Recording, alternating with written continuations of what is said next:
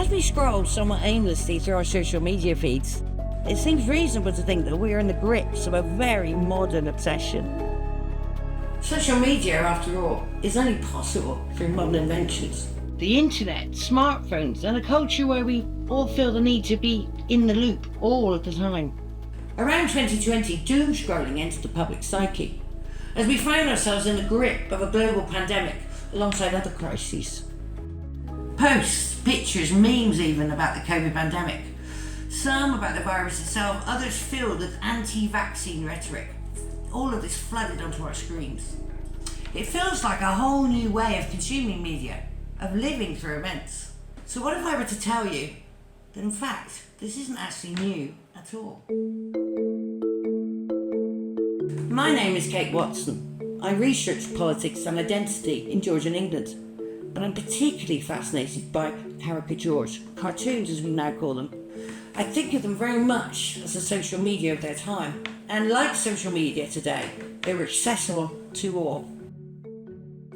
In the Georgian era, the newly emerging middle classes were consistently concerned with their health, while also having the time and the money to seek solutions for any medical issue, real or imagined.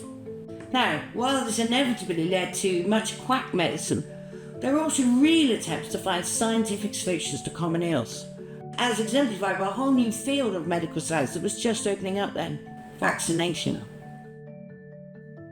Georgian Britain was awash with a fascination for this new science, new medicine, and experimentation generally. And alongside this, we witnessed the birth of the first genuinely mass media. There was a blossoming print industry, and cartoons, known at the time generally as caricatures, entered the scene, effectively becoming the social media of their time.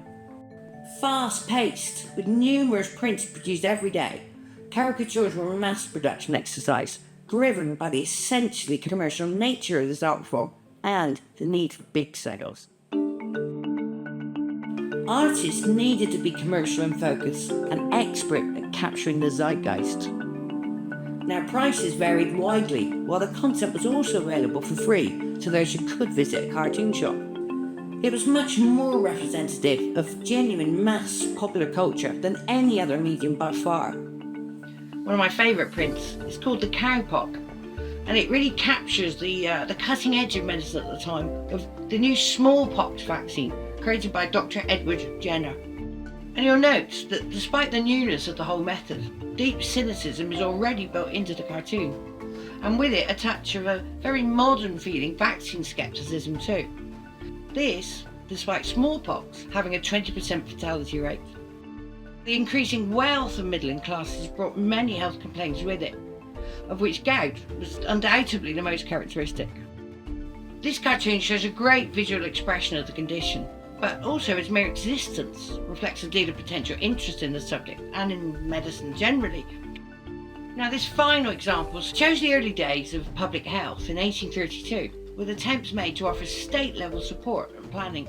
So the very fact that cholera was an issue at all signifies the problems of rapid industrialisation and, above all, urbanisation, as ramshackle communities spread across cities, becoming breeding grounds for disease. So, as we have seen, these prints give us a fascinating insight into the daily life and the health concerns of contemporary Britons.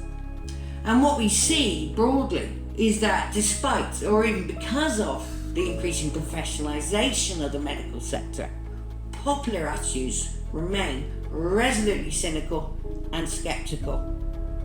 So we might therefore conclude that these prints, the thinking they reveal, give us a blistering insight not only into 18th century attitudes, but also some of the problems in the years, decades, even centuries to come.